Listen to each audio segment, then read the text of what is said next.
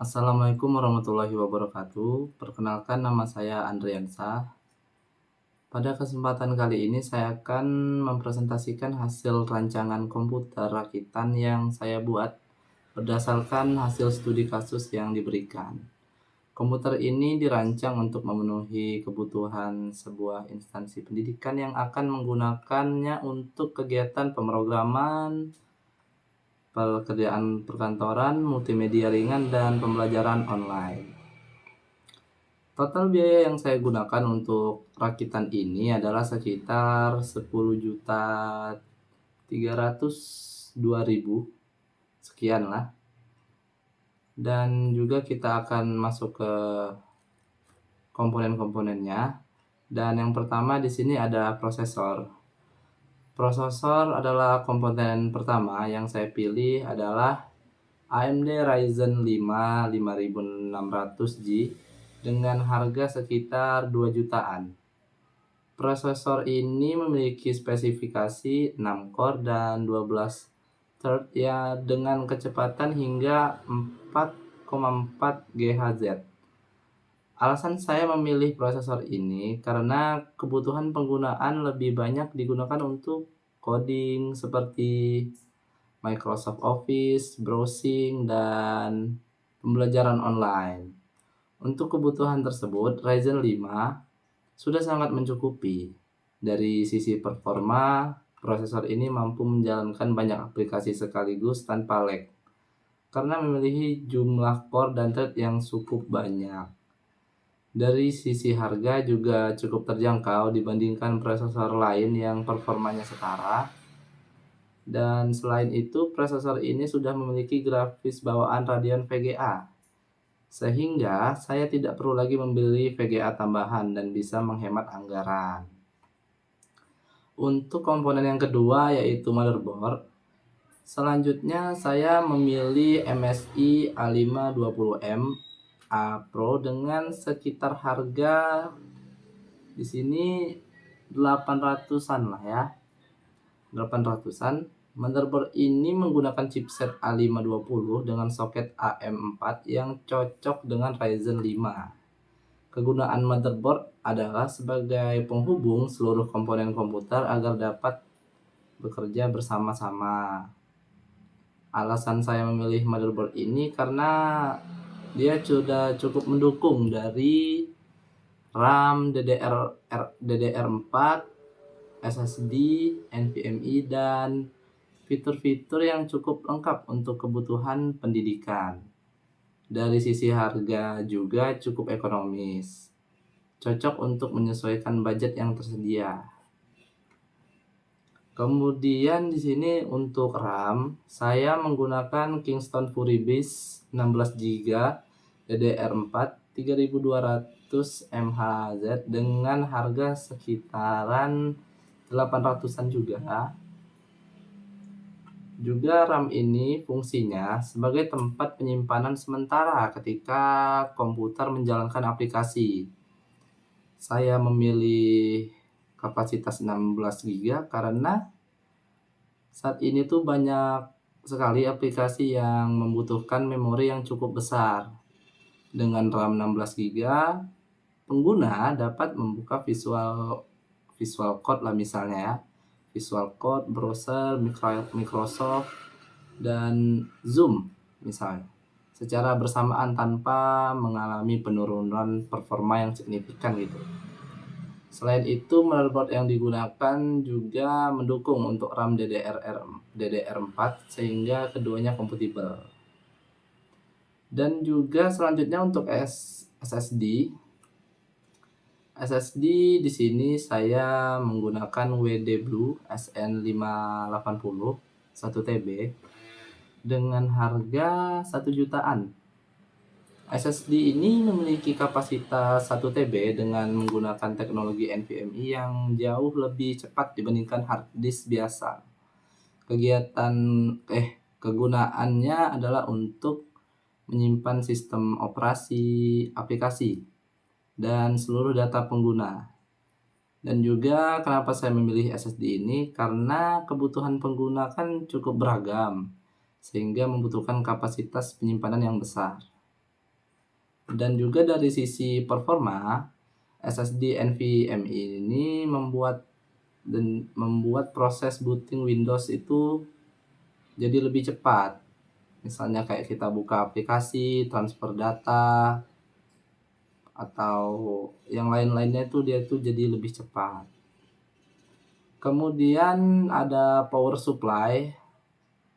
Power supply di sini saya menggunakan Deepcool PV550 dengan 550 watt dengan kisaran harga 578 atau sekitar 600-an. Power supply ini berfungsi sebagai pemasok daya listrik untuk seluruh komponen komputer. Dan juga kenapa saya memilih ini itu karena daya 560 watt itu sudah lebih dari cukup sih sebenarnya untuk kebutuhan sistem yang saya rancang. Selain itu, PSU ini memiliki kualitas yang cukup baik dan juga untuk menjalankan kestabilan daya yang diterima komputer itu dia cukup baik. Dan juga untuk casing yang saya gunakan di sini adalah Armageddon Nimitz N5 MATX dengan harga kisaran 500-an lah.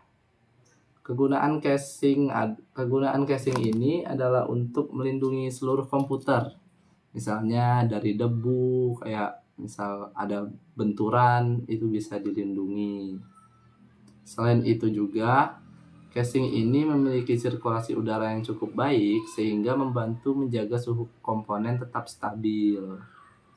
Casing ini juga mendukung motherboard yang kita pakai sehingga kompatibel dengan motherboard yang saya tadi pilih. Dan selanjutnya di sini yang saya pilih adalah monitor. Di sini monitor yang saya pilih adalah Xiaomi Gaming Monitor dari merek Xiaomi ya. Alasannya kenapa saya memilih monitor ini, karena monitor ini dia kan berukuran 24 inci dengan resolusi yang HD banget, Full HD dengan menggunakan panel IPS. Saya memilih monitor ini tuh karena dia tuh nyaman digunakan untuk coding, ngetik, atau menonton video pembelajaran. Karena dia kan punya layar yang cukup besar lah ya, yang cukup lah untuk dilihat. Dan juga dari sisi performanya juga dia sudah bagus dan gambar yang dihasilkan juga cukup tajam. Selanjutnya di sini ada keyboard. Keyboard di sini saya menggunakan dari Rexus, yaitu Rexus KM8V2. Kenapa saya memilih ini? Karena keyboard ini alasannya karena mereknya terkenal awet dan merek Rexus ini juga sudah banyak dipakai orang dan saya juga pernah memakainya dan dia nyaman banget untuk digunakan. Keyboard dan mouse ini juga merupakan perangkat input yang digunakan untuk memasukkan data dan menjalankan perintah pada komputer. Dan juga untuk harganya di sini juga cukup terjangkau. Makanya saya memilih keyboard dan mouse-nya dari Rexus ini. Selanjutnya di sini ada webcam. Webcam di sini saya memilih dari NYK Nemesis. Webcam ini juga digunakan untuk video conference dan kegiatan belajar mengajar secara online. Misalnya untuk Zoom, untuk membuat konten, pokoknya untuk kegiatan yang berhubungan dengan visual, untuk berkomunikasi misalnya video call atau segala macam lah. Karena komputer akan digunakan untuk lingkungan pendidikan dan webcam menjadi salah satu perangkat yang cukup penting. Yang selanjutnya di sini ada headset. Headset yang saya gunakan di sini ada Aston M147 Black yang warna hitam ya, maksudnya black itu. Di sini dia Headset ini digunakan untuk mendengarkan audio saat berkomunikasi, mengikuti kelas online misalnya, saat ada rapat visual, Zoom meeting, dan dengan adanya headset, suara yang diterima jadi lebih jelas dan tidak mengganggu orang sekitar. Oke, selanjutnya di sini ada speaker. Speaker ini digunakan sebagai output suara untuk memutar suara dari video pembelajaran, presentasi maupun multimedia. Bedanya dengan headset tadi, kalau headset tadi dia dipakai di telinga dan tidak mengganggu orang sekitar. Dan speaker ini dia suaranya agak lebih besar. Dan juga harganya di sini saya memilih harga yang cukup tidak terlalu mahal, yaitu 140-an. Untuk speakernya di sini cukup murah ya. Dan juga yang terakhir di sini ada UPS. UPS ini berfungsi sebagai sumber daya cadangan ketika tiba-tiba listrik padam. Alasan saya memilih UPS karena sangat berguna untuk melindungi komputer dari kehilangan data, dan juga kalau mati listrik tiba-tiba itu biasanya komponen-komponen dalam PC tersebut cepat rusak saat mati listrik dadakan. Dengan adanya UPS ini, dia bisa meminimalisir keadaan tersebut.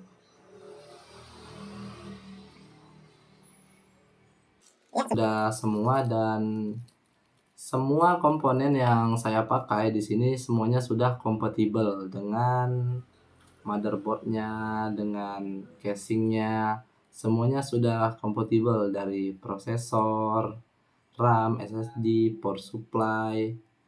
Jadi semua komponennya dapat dipasang dan dijalankan tanpa masalah kompatibilitas.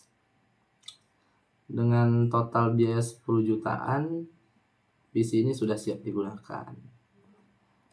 Dan berdasarkan hasil rancangan yang saya telah buat, komputer ini sudah mampu memenuhi kebutuhan pemrograman, perkantoran, multimedia ringan, dan pembelajaran online dengan performa yang baik serta biaya yang masih sesuai dengan anggaran yang diberikan.